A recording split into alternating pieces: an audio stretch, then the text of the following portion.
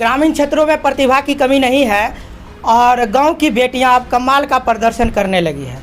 चाहे शिक्षा का क्षेत्र हो या समाज का कोई भी क्षेत्र, वो बढ़ चढ़ कर हिस्सा ले रही है। और इसी दौर में मैं हूँ नवीन कुमार और आप देख रहे हैं हमारा चैनल द बिहार झारखंड। इस वक्त हूँ मैं बीरपुर प्रखंड के गेनहरपुर पंचायत के गेनहरपुर गांव में। बेटियां क्या कुछ नहीं करते, हर क्षेत्र में वो आगे बढ़कर काम कर रही हैं। और इसी दौर में माध्यमिक विद्यालय खरमौली के वर्ग 10वीं की छात्रा साक्षी कुमारी ने विज्ञान के क्षेत्र में कमाल का प्रदर्शन किया है। जी हाँ, साक्षी 10वीं में पढ़ती है, लेकिन विज्ञान से इनकी गहरी रुचि है और राष्ट्रीय बाल विज्ञान कांग्रेस 2021 के लिए इनका चयन राज्य स्तर के लिए हुआ है। आइए हम साक्षी से बात करते हैं और इनके प्रोजेक्ट के बारे में विस्तार से जानते हैं। मेरा नाम साक्षी कुमारी, मैं उत्क्रमित माध्यमिक विद्यालय खरमौली की वर्ग 10वीं की छात्रा हूँ। मेरे प्रोजेक्ट का नाम जल जमाव एवं समस्या समाधान है। मैं इस प्रोजेक्ट के माध्यम से यह बताना चाहती हूँ कि मतलब समाज में जो समस्या है जल जमाव के, कहीं सड़क पर अगर बारिश होती है तो कहीं जल का जमाव हो जाता है और कहीं लोगों की जल की कमी रहती है, जिससे बहुत सारी समस्याएं उत्पन्न होती है। किस तरह से इसका समाधान आपने अपने प्रोजेक्ट में किया है?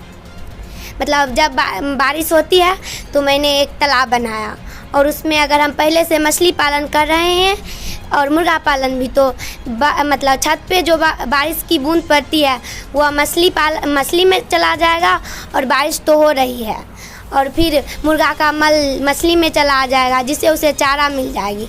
और अगर हम वर्षा जल का संचय कर रहे हैं तो उसका उपयोग करेंगे, जैसे गाड़ी धोने में, मक्खन बनता है तो उसमें, और पौधा को सिंचाई करने में।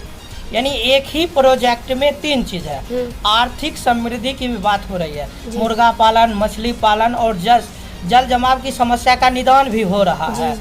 तो क्या इसमें आप और क्या आपका था इस प्रोजेक्ट में?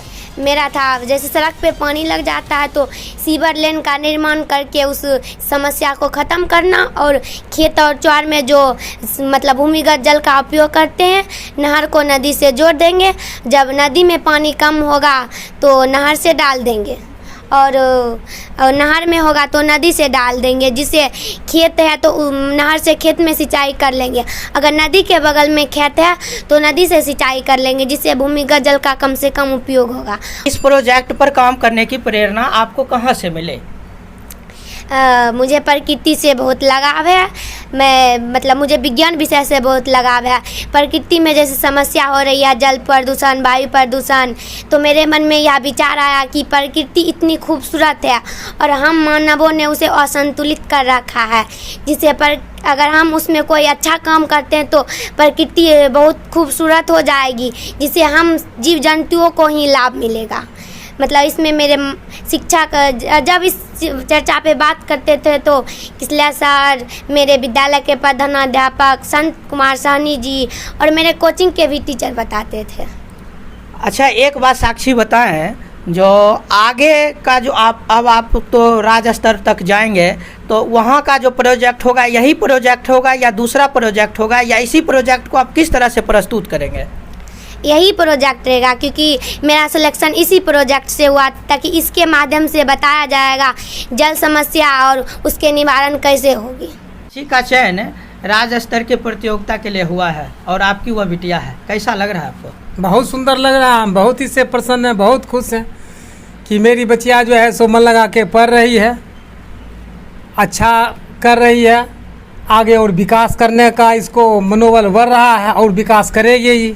हम इसके लिए बहुत संतुष्ट हैं, बहुत खुश हैं। कभी लगता है जो बेटी है इसलिए इसकी पढ़ाई लिखाई बाधित हो गया, ऐसा भी कभी लगता है? नहीं, सब में कहीं कोई हमारे पास जो दिक्कत समस्या जो भी आवे, लेकिन इन लोगों के सामने हम दिक्कत होने के लिए हम नहीं दे रहे हैं। मेरे साथ जो भी हो समस्या, उस समस्या को झेलते हुए हम इन लोगों को जो है सो आगे बढ़ाने के लिए हम प्रयत्न हैं। साक्षी की माँ रेनू जी हमारे साथ हैं।